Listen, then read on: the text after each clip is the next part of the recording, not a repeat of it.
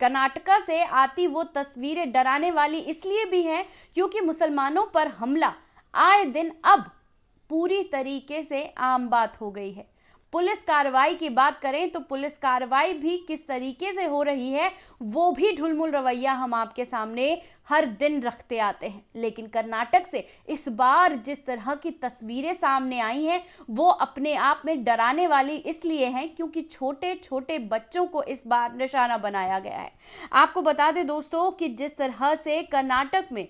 कुछ मुस्लिम घरों मस्जिदों पर पथराव किया गया है और ये घटना हवेली जिला की है, जहां पर हिंदू संगठनों और करूबा समुदाय के बीच जुलूस के दौरान मुस्लिम घरों को निशाना बनाया गया, मस्जिद पर पथराव किया गया और उस इलाके में करीब 15 लोगों को हिरासत में लिया। लेकिन ये 100-150 लोगों ने मस्जिद पर एकदम से हमला कर दिया था और ये हमले की जो खबर है उस खबर को इसलिए भी डराने वाली आती है क्योंकि उनमें इस बार बच्चों को निशाना बनाया गया है। किस तरीके से मस्जिद पर हमला किया गया है एक बार आप इस वीडियो पर नजर डाल लीजिए।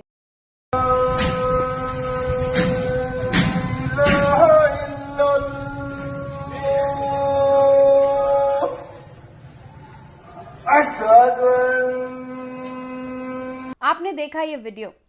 वीडियो वो है कि जब जुलूस निकल रहा था तो 100-150 लोगों ने अचानक से मस्जिद पर हमला कर दिया और उस हमले के दौरान कई बच्चे भी घायल हुए हैं। किस तरह से रोते बिलखते बच्चों का वीडियो सामने आया है एक बार आप इस वीडियो पर भी नजर डाल लीजिए।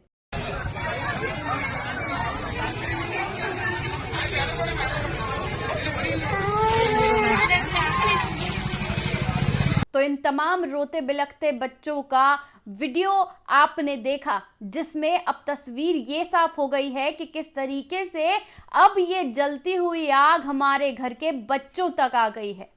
और उसके बाद पुलिस प्रशासन का रवैया जिस तरीके से इन तमाम हत्याकांडों को लेकर मुस्लिम समाज को निशाना बनाया जा रहा है ये भी अपने आप में सत्ता के उस क्रूर चेहरे को दिखाता है कि अगर ये हमले लगातार बढ़ रहे हैं तो ये हमलों में अब बात बच्चों तक आ गई है। क्या है पूरा मामला हम आपको बता देते हैं। हम आपको बता दें कि हिंदूवादी संगठनों के सदस्य को मंगलवार को क्रांति संगरोली यात्रा में जिस तरीके से रैली निकाल रहे थे उस जुलूस में एक मुस्लिम मोहल्ले से जब ये मामला गुजरा तब वहां पर उपद्रवियों ने मुसलमानों के घर और मस्जिद पर अचानक से पथराव शुरू कर दिया। इंडिया टुडे की रिपोर्ट के मुताबिक माने तो हावेरी में एसपी शिव कुमार ने यह बताया है कि रैली शांति पूर्वक जा रही थी और जैसे ही मुस्लिम मोहल्ले में पहुंची तो वहां पर मस्जिद पर अचानक से पथराव शुरू कर दिया गया। पुलिस ने यह बताया है कि पुलिस की तैनाती के चलते तमाम आरोपियों को पकड़ लिया गया है। उन्होंने ये बताया है कि जिस वक्त ये रैली निकाली जा रही थी उस वक्त पुलिस भी वहीं तैनात थी। यही वजह से जब पथराव शुरू हुआ तो तुरंत ही स्थिति को काबू में पा लिया गया। और एसपी का साफ तौर पर कहना है कि जुलूस के दौरान पुलिस अधिकारी ने जैसे ही अपराधियों की पहचान की उससे उस जो हमला किया गया उसे कंट्रोल करने में उन्हें मदद हुई। पुलिस का आरोप है कि यह पथराव इसलिए हुआ क्योंकि मुसलमानों ने हिंदुओं की जाती हुई उस रैली को भड़काया था। यह खुद एसपी का बयान है। लेकिन शांति से जाती रैली अचानक से पथराव में बदल गई और इसके लिए जिम्मेदार भी अगर कोई है तो मुसलमान है, यह पुलिस का साफ तौर पर कहना है। उन्होंने तो यहां तक कह दिया कि सांप्रदायिक माहौल बिगाड़ने के लिए कई तरह की ऐसी ही घटनाएं सामने आती हैं और उसे सांप्रदायिक माहौल नहीं बिगाड़ने के लिए हमने उसी टाइम पर जिस तरीके से मस्जिद को निशाना बनाया गया हमने तमाम लोगों को आइडेंटिफाई करके तुरंत हिरासत में ले लिया ताकि माहौल और ना बिगड़े। और इस घटना का अगर कोई जिम्मेदार है तो फिर पुलिस के मुताबिक मुसलमानों ने ही जिस तरह से जाते हुए रैली को भड़काया उसकी वजह से ये तनाव पैदा हुआ और ये सांप्रदायिक माहौल बिगाड़ने की ऐसी घटना सामने आई। लेकिन पुलिस की तैनाती से उस घटना को कंट्रोल कर लिया गया। तस्वीरों से साफ तौर पर पता चल रहा है कि कहां पर किस तरीके की तमाम चीजें हो रही थी, और उसके बाद शांतिपूर्वक जाते हुए अगर मुसलमानों ने इस तमाम चीजों को भड़काया तो किस तरह से पुलिस ने अपनी तो वाहवाही कर ली, लेकिन सवाल फिर वहीं आके खड़ा होता है कि रैली में मुस्लिम मोहल्ले की तरफ से निकालने की क्या जरूरत थी,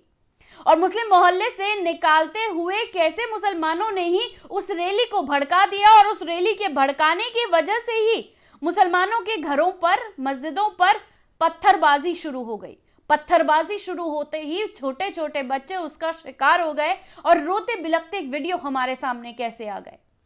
पुलिस ने यह भी साफ तौर पर कहा है कि बाइक रैली मुस्लिम इलाके में पहुंची और लोगों ने पथराव शुरू कर दिया। यह हम नहीं कह रहे दोस्तों, टीवी 9 ने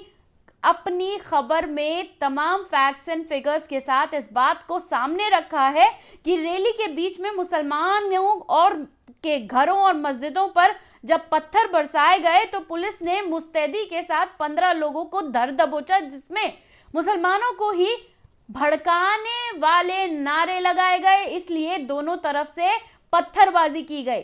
ये बात रिपोर्ट में लिखी गई है, लेकिन सवाल फिर वही आता है कि मुस्लिम मोहल्ले से रैली क्यों निकाली गई? 100-150 लोगों को ऐसा क्या भड़काऊ भाषण दिया कि घरों पर, मस्जिदों पर और छोटे छोटे बच्चों पर हमला करना पड़ा?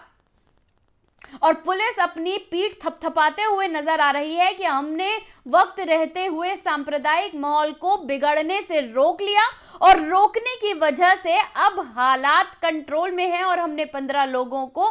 गिरफ्तार भी कर लिया है। सवाल वही कि क्यों मुस्लिम मोहल्लों में जाकर अचानक शांतिपूर्वक रैलियां आक्रोशित हो जाती हैं, घरों पर पत्थरबाजी करती हैं, जय श्री राम के नारे लगाती हैं, और उसी के साथ साथ भड़काऊ बयानबाजी भी वहीं पर शुरू हो जाती है, और पुलिस पूरी तरह से असहाय दिखती है, और कार्रवाई भी होती है तो मुसलमानों पर यह कहकर की जाती है कि इन्होंने भड़काने का काम किया इस तरह से, इसलिए यह मामला सामने आया, इसलिए हमने इन तमाम लोगों को गिरफ्तार कर सांप्रदायिक माहौल बिगड़ने से रोक लिया। और ये घटना कर्नाटक से लगातार इसलिए सामने आ रही है कि वहां पर भारतीय जनता पार्टी को सत्ता जीतनी है। सत्ता जीतने के लिए फिर चाहे हिजाब का मामला हो, मस्जिद का मामला हो, बुलडोज का मामला हो, या तमाम मुसलमानों को टारगेट करते हुए मामले हो, उन मामलों पर जिस तरह से शिकार मुसलमान हो रहा है, ये सवालिया निशान प्रशासन पर खड़ा होता है कि कब तक इस तरह के हमले होते रहेंगे